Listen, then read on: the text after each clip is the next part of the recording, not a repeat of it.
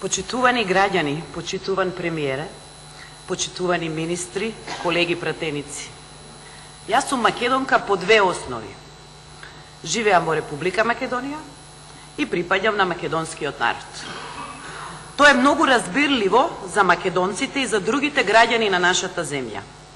За жал, досега не беше разбирливо и прифатливо за луѓето кои живеат од другата страна на нашата јужна граница и себе си се самоопределуваат како македонци, затоа што живеат во регион на Грција, што се именува како Македонија.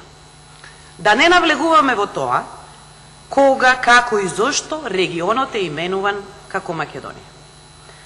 Децении наназад сме свесни што мислат повеќето грчки граѓани за нашата Македонија, а во последно време и гледаме такви кои што на тамошните протести во име на одбрана на сопствениот идентитет или на идентитетот на нивните сограѓани од северниот дел на Грција искажуваат подготвеност да го бранат сопственото сваќање за Македонија и по цена на својот живот, затоа што според нив се што е македонско, името, народот, историјата и територијата е само грчко.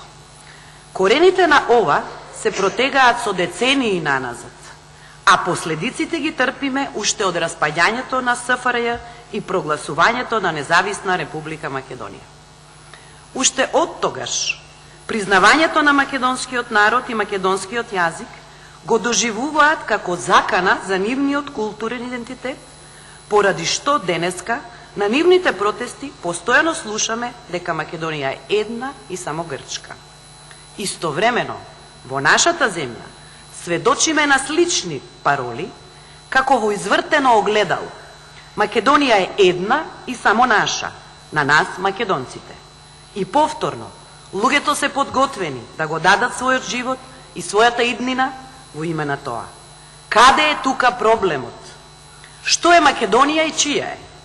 Само на грците, затоа што дел од нивната територија се нарекува Македонија, или само на етничките македонци во Република Македонија и во светот? Што вели договорот за тоа? На граѓаните на Грција за прв пат најотворено им кажува дека Македонија не е само провинцијата во Грција, туку дека Македонија е поширока територија, чиј северен дел и припаѓа на друга држава. И уште поважно, дека во неа живее народ кој има право да се нарекува македонци и светот да го препознава како македонски народ кој зборува на македонски јазик. За прв пат во историјата, со овој договор, Грција го препознава и признава не само постоењето на народ кој има право да се самоопределува како македонски, туку и го препознава и признава постоењето на македонскиот јазик.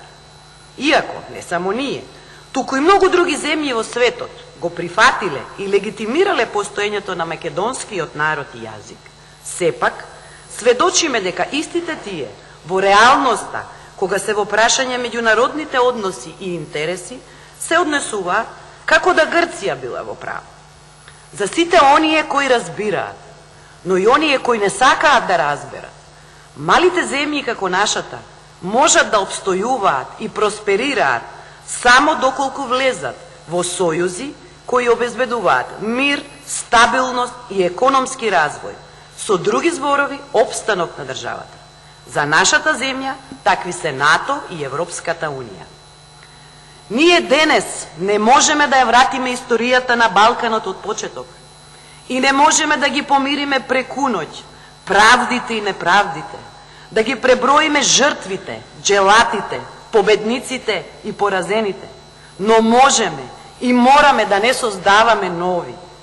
Можеме, како граѓани на 21. век, да седнеме и цивилизирано да разговараме, за да се договориме и да се разбереме. Овој договор е резултат на таков процес, но и модел за тоа како еден тежок и комплициран идентитетски конфликт може да се реши со компромис преку диалог.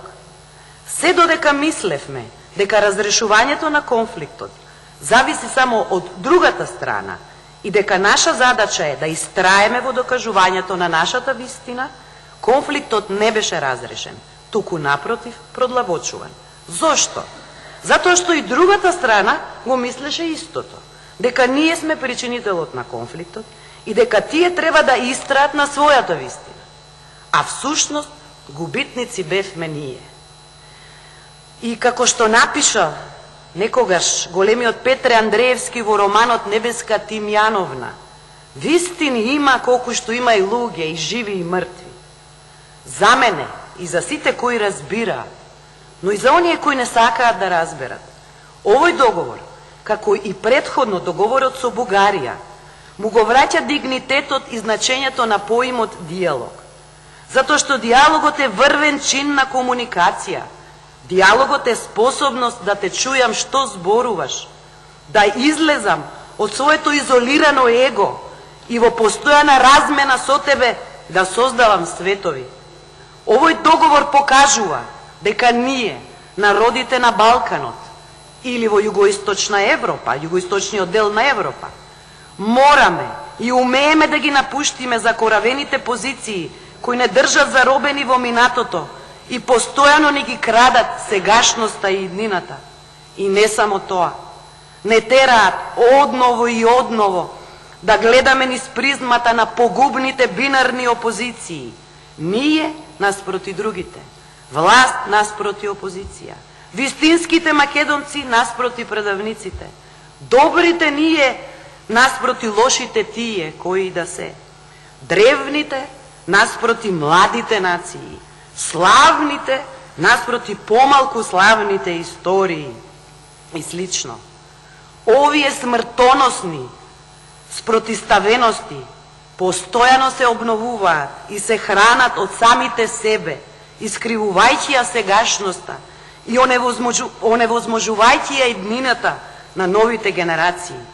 Од екзистенцијален интерес на нашата земја, било да се нарекува Република Македонија или Република Северна Македонија, е да продолжи, да го потикнува, да го негува и да го предводи автентичниот диалог, како со сите своји соседи, така и внатре со самата себе си, во својата богата различност.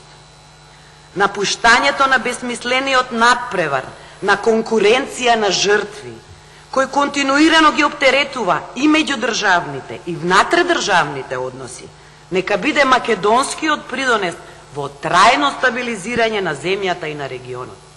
Конечно, почитувани граѓани, и едното сваќање на поимот Македонија и македонско, и другото сваќање на поимот Македонија и македонско можат да живеат заедно и во исто време да се признаваат како вистина, како вистини. Благодарам.